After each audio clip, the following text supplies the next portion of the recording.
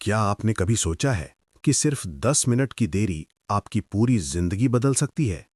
या फिर किसी दिन किस्मत आपके कदमों में पड़ी हो और आप उसे सिर्फ इसलिए खो दें क्योंकि आपने कहा, अभी तो बहुत समय है, कल कर लूंगा। आज की कहानी एक ऐसे ही युवक की है जिसने समय को हल्के में लिया और फिर जीवन का एक ऐसा मोड़ आया कि उसकी दुनिया पूरी तरह हिल गई। उसका नाम रवि 19 साल का एक लड़का था। समझदार, होशियार, सपने बड़े। लेकिन उसका एक बड़ा दुश्मन था, आलस्य, यानी किसी काम को टालने की आदत।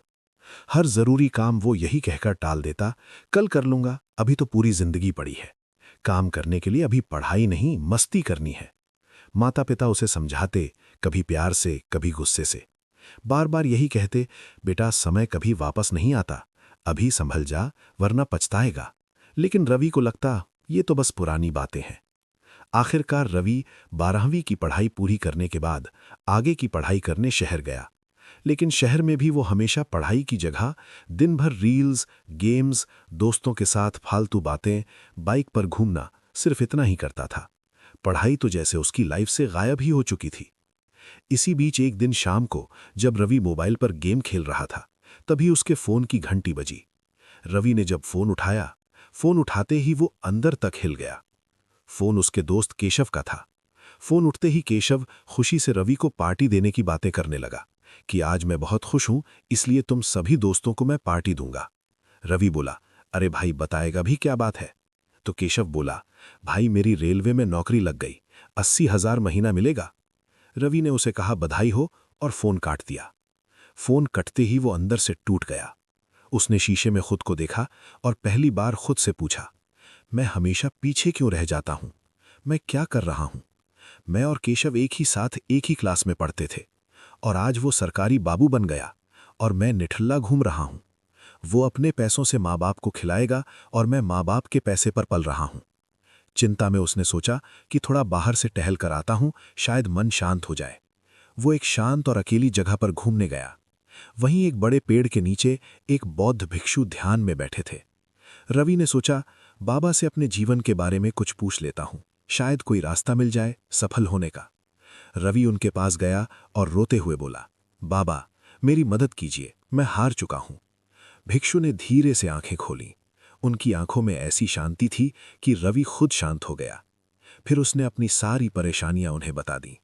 भिक्षु बोले, वत्स, तुम्हारा सबसे बड़ा दुश्मन बाहर नहीं, तुम्हारे अंदर है। तुम समय का मूल्य नहीं जानते और जो समय को नहीं साधता वो जीवन से हार जाता है। फिर उन्होंने कहा, मैं तुम्हें एक कहानी सुनाता हूं, शायद तुम्हारा मार्ग बदल जाए। भिक्षु ने कहानी शुरू किया। एक बार की बात है, एक राज्य में विक्रम नाम का एक दयालु राजा रहता था। वो राजा अपने जनता से बड़ा स्नेह करता था। वो अक्सर अपने राज्य के गरीब लोगों को धन दौलत और अनाज दान करता था। एक दिन उसे रामू नाम का एक गरीब व्यक्ति मिला। कपड़े फटे हुए, चेहरा थका हुआ, आंखों में उम्मीद और बेबसी।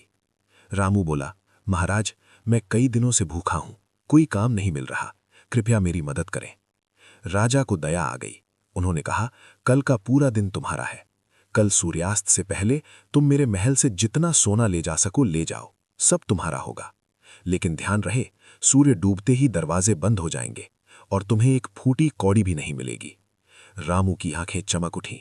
वो भागता हुआ घर गया। पूरे रास्ते भर बस एक ही बात, कल मेरी जिंदगी बदल जाएगी। पत्नी ने पूछा, इतनी खुशी क्यों? रामू ने पत्नी को राजा की बात बताई। पत्नी भी खुश हो गई। उसकी पत्नी बोली, अरे वाह, राजा जी तो बड़े दयालु हैं। अगली सुबह रामू रोज की तरह लेट से उठा। पत्नी ने नाश्ता बनाया। रामू बोला, पहले खा लूं फिर जाऊंगा, दिन तो पूरा मेरा है। खाने के बाद बोला, थोड़ा घूम लूं फिर महल जाऊंगा। पत्नी चिल्लाई, अरे आज भर का ही समय दिया है। पर रामू बोला, अभी बहुत समय है। फिर वो गांव में घूमने निकल गया। घूम कर आने के बाद बोला, बहुत भूख लगी है, पहले खाना खा लूं फिर महल जाऊंगा। वो बैठकर धीरे धीरे मजे से खाने लगा, जैसे कोई शाही दावत चल रही हो। खाने के बाद बोला, थोड़ा थक गया हूं, बस आधा घंटा सो लूं। पत्नी बोली, समय दिखता नहीं, राजा ने आज ही भर का समय दिया है। रामू बोला, चिंता मत कर, अभी पूरा दिन पड़ा है। लेकिन आधे घंटे की नींद कब 2 घंटे में बदल गई, पता ही नहीं चला। जब आंख खुली तो दोपहर हो चुकी थी। वो महल जाने के लिए दौड़ा, पर थोड़ी ही दूर जाकर धूप से परेशान हो गया। गर्मी बहुत थी, धूप भी सिर पर था। उसे एक पेड़ दिखा, उसने सोचा थोड़ी ठंडी हवा ले लूं, अभी तो काफी समय है। पेड़ के नीचे काफी ठंडी हवा बह रही थी। नीचे बैठते ही उसे नींद आ गई और इस बार 4 घंटे निकल गए। जब उठा, आसमान लाल हो चुका था, सूरज ढलने ही वाला था। अब रामू पागलों की तरह दौड़ा, हाँकता हुआ, लड़खड़ाता हुआ, लोगों से टकराता हुआ। उसके मन में बस एक ही सवाल घूम रहे थे, मैंने इतना समय क्यों गवाया। जब वो महल पहुंचा तो उसे महल का गेट दिखा। पहरेदार दरवाजे बंद करने ही वाले थे। रामू चिल्लाया, रुको, मुझे अंदर जाना है, राजा ने मुझे सोना लेने के लिए बुलाया है। पहरेदार बोला, समय समाप्त, दरवाजा अब नहीं खुलेगा, ये राजा का आदेश है। और जैसे ही सूरज ढला, दरवाजा बंद हो गया। रामू जमीन पर गिर पड़ा और फूट फूट कर रोने लगा। रामू रोता रहा, क्योंकि उसने जीवन बदलने का एक सुनहरा मौका अपनी ही आलस और देरी से खो दिया था। कहानी समाप्त हुई और भिक्षु ने शांत स्वर में कहा, वत्स, यही गलती तुम कर रहे हो। तुम सोचते हो कि समय बहुत है, लेकिन समय कभी रुकता नहीं। या तो तुम समय के साथ चलो, वरना समय तुम्हें पीछे छोड़ देगा। रवि की आंखों में आंसू थे। अंदर कुछ टूट भी रहा था और कुछ नया बन भी रहा था। भिक्षु ने फिर कहा, वत्स, उस दयालु राजा की भांति ये ब्रह्मांड भी हमें हर दिन एक नया मौका देती है, खुद को बदलने का, खुद को साबित करने का। लेकिन हम वो मौका गंवा देते हैं ये कहकर कि कल कर लेंगे, इस काम को 1 घंटे बाद देखते हैं, अभी मूड नहीं है। नहीं, ये आदत आपको धीरे धीरे अंदर से खोखला कर रही है। इसीलिए आज के काम को आज ही करना सीखो।